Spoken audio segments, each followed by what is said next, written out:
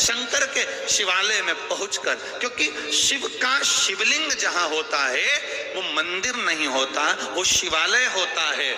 मंदिर और शिवालय में जमीन आसमान का अंतर होता है। मंदिर में भगवान स्थान एक बार प्राण प्रतिष्ठा हो जाती है तो मंदिर में भगवान के प्राण आने के बाद में, प्राण प्रतिष्ठा के बाद में भगवान मंदिर के अंदर रहते हैं। शिवालय का मतलब होता है कि भगवान का शिवलिंग भले मंदिर के अंदर होगा, शिवालय में होगा, पर नंदी बाहर है तो मेरा महादेव नंदी पर बैठकर रोज भ्रमण करने जाएगा, वो मंदिर के अंदर टिक नहीं सकता। मंदिर में और शिवालय में अंतर होता है। मंदिर में भगवान स्थायी बैठा है और शिवालय में भगवान स्थायी नहीं बैठा, वो चलता फिरता रहता है। रोज प्रदोष काल आएगा, रोज प्रदोष का समय आएगा, रोज शाम का समय आएगा, शंकर जी नंदी पर बैठेंगे, पार्वती को बिठाएंगे और भ्रमण पर निकल जाएंगे। किसके यहाँ पहुंचेंगे? जिसने दिल से महादेव का भजन करा है उसके दरवाजे पर नंदी रुकेगा और भंडार भरवाएगा। ये नंदी के चरण क्यों अपने जीवन में उतारिएगा? जब विषम परिस्थिति में फंसे हुए हो और ऐसा लग रहा है कि हम बहुत बड़ी समस्या में उलझे हुए हैं और इससे निकल नहीं रहे, या बहुत बड़ा काम है हमारा हो नहीं रहा, चाहे प्रशासनिक हो चाहे अन्य कोई चीज का हो, कुछ मत करना। एकांत के शिव मंदिर में जाइए। अगर एकांत का शिव मंदिर भी नहीं मिले तो एकांत में कहीं छोटा सा मिट्टी का शिवलिंग का निर्माण करिए, पार्थिव शिवलिंग का निर्माण करिए, पर करना एकांत में, घर के बाहर किसी एकांत में शिवलिंग का निर्माण कर लो। या तो एकांतेश्वर महादेव पर चले जाओ, कोई एकांत में शिव मंदिर हो वहां, या कहीं एक पार्थिव शिवलिंग का निर्माण कर लो, छोटा सा। एक बेलपत्र, बहुत ध्यान से सुनना, एकांतेश्वर महादेव का ये वृतांत।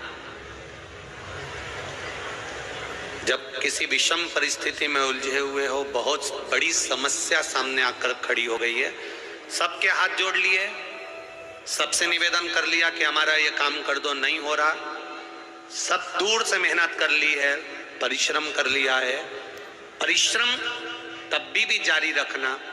एक बेलपत्र, एक चावल का दाना, एक सफेद पुष्प, एक शमी का पत्ता, एक छोटी सी दुर्वा। दुर्वा जानते हो सब लोग, जो जमीन पे दूब लगी रहती है, दुर्वा, दुर्वा, एक दुर्वा। वो दुर्वा में बस, दुर्वा में वो जो दुर्वा होती है, कोई कोई दुर्वा एक डंडी की होती है। दुर्वा में बस इतना ध्यान रखना कि दुर्वा एक रहे और उसमें से 2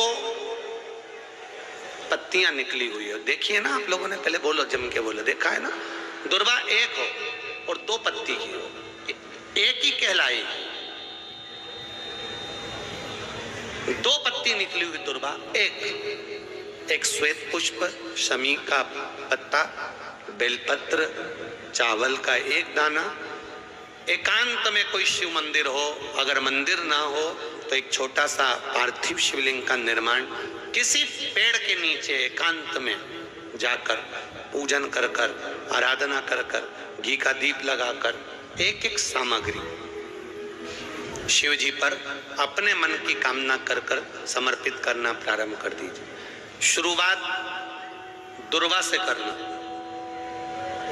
दुर्वा के बाद में श्वेत पुष्प, शमी का पत्ता, चावल का दाना और बेलपत्री सबसे आखिरी में बाबा को समर्पित कर कर, हृदय से प्रार्थना कर कर, बाबा से निवेदन कर कर, दीप अगर मंदिर में कर रहे हो तो दीप ठंडा होने का इंतजार मत करना। अगर पेड़ के नीचे एकांत में शिवलिंग का निर्माण कर कर पूजन कर रहे हो तो दीप ठंडे होने का इंतजार करना। दीप ठंडा हो जाए तब भगवान शिव को ले जाकर विसर्जन करना। जो एक बेलपत्री है बस उसको घर लेकर आना, बाकी का सब विसर्जन कर कर आना। मेरा एकांतेश्वर महादेव उस कार्य में सफलता प्रदान कर दे। कथा सुनने बैठे, पार्वती जी सबको भगा कर आई, कथा सुनने बैठे। शंकर जी ने ताली का नाद करा कथा बाचने से पहले। शिव मंदिर में 3 बार ताली बजाने का प्रमाण है। कितनी बार? 3 बार। पहली, भगवान शंकर के मंदिर में पहुंचकर शिव को उपस्थिति दर्ज करना। दूसरी, हम अगर शंकर से कुछ ना मांगे तो भी शिव हमारे घर में भंडार भरे। तीसरी, शंकर की शरणागति प्राप्त। 3 ताली। भगवान भोगड़दानी मेरा शंकर कथा बाचने जैसी बैठे, ताली बजाई। कोटर में एक तोती बैठी हुई थी, तोता उड़ गया, उसका अंडा उसमें गिर गया। कथा चालू। पार्वती से शंकर जी बोले, पार्वती कथा 2 तरह से होती है पार्वती। एक कथा वो जिसमें वक्ता कहे, श्रोता कानों से सुन ले, आंखों से देखता रहे, कानों से सुनता रहे। और दूसरी कथा वो होती है जिसे और श्रोता हुंकार भरते चले। पार्वती जी बोली, प्रभु इतने दिनों से आपका मुंह देख रहे, कोई फायदा नहीं हुआ, इसलिए मेरा मन है कि मैं हुंकार भर दूंगी, तुम कथा कर दो। कथा प्रारंभ। पहले होती थी ऐसी कथा मंदिरों में, माताएं दरवाजा से दीवार से टिक टिक के बैठ जाती, महाराज जी कथा सुना देते। सारी माताएं हुंकारा भरती जाती। लीलावती के पति पानी में डूब गया, कलावती ने सत्यनारायण की कथा करी, कहीं की बेटी बेटी गुर्राटा भी भर लेते। बीच बीच में पंडित जी थी, श्री देवा खंडे प्रथम अध्याय समाप्त, घंटी बजाते उठ जाओ। अभी 2 अध्याय रह गए, फिर पंडित जी बात चाहिए, फिर